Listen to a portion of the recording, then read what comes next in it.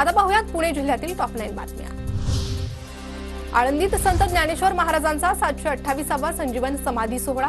इंद्रायणी घाटावर वारकऱ्यांची मांदियाळी। आळंदीत वारकऱ्यांकडून माऊलींचा गजर। पुण्यात थंडीचा जोर वाढला। यंदाच्या हंगामात पहिल्यांदाच 10 अंश सेल्सिअस पेक्षा कमी तापमानाची नोंद। तापमानाचा पारा 9.9 अंशावर। तापमानात घट झाल्यामुळे भोर शहरासह ग्रामीण भागात शेकोट्या पेटल्या।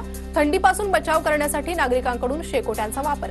राज्यात थंडीचा कडाका वाढणार, हवामान खात्याची माहिती। पुण्यात मुलांसह ज्येष्ठ नागरिकांना सर्दी खोकल्याचा त्रास। थंडीचा कडाका वाढल्याने सर्दी खोकल्याच्या लक्षणांमध्ये अधिक वाढ।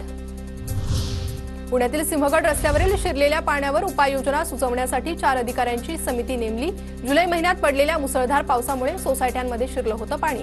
दरम्यान समितीकडून ठोस उपाययोजना नाहीच। प्रो कबड्डी लीगच्या 11व्या पर्वातील अंतिम लढती पुण्यातच होणार। 3 डिसेंबरपासून अखेरचा तिसरा टप्पा पुण्यात सुरू होणार, तर 26 ते 29 डिसेंबर या कालावधीत प्ले ऑफ लढती आणि अंतिम लढत पुण्यातच खेळवल्या जाणार। पिंपरी चिंचवड शहर आणि जिल्ह्यात हेल्मेट सक्तीची कडक अंमलबजावणी केली जाणार। चालकाबरोबर आता दुचाकीवरील सहप्रवाशालाही हेल्मेट परिधान करावं लागणार। MHT CET 9 ते 27 एप्रिल या कालावधीत होणार। संभाव्य वेळापत्रक राज्य सामायिक प्रवेश परीक्षा कक्षाकडून जाहीर।